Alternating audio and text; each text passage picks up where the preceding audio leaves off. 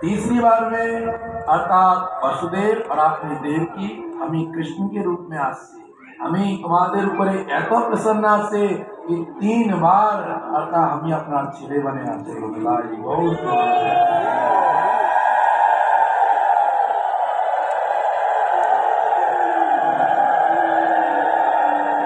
ताई वसुदेव जी अनेक भगवान की प्रार्थना बढ़ते, माता देव की भी भगवान के चरणों में अनेक वचन बोलते और प्रार्थना करते। प्रभु कंस बड़ा पापी आचे प्रभु आपनी चतुर्भुज रूप से अर्थात 2 भुज रूप को धारण करो प्रभु।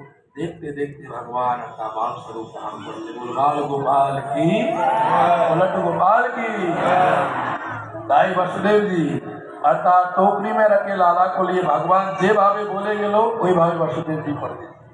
टोकरी के में रखे लाला को लिए अर्थात हाथ पैरों से बेड़ी सब खुला थे अर्थात द्वार पाल इत्यादि पहरेदार सब घुमाया थे। सब दरजा खुले गे लोग आर की भावे जाते थे।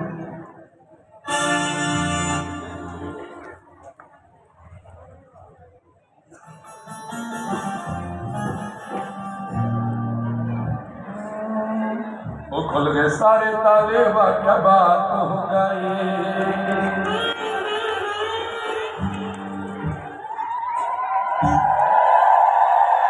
वो खुल गए सारे ताले क्या बात हो गई।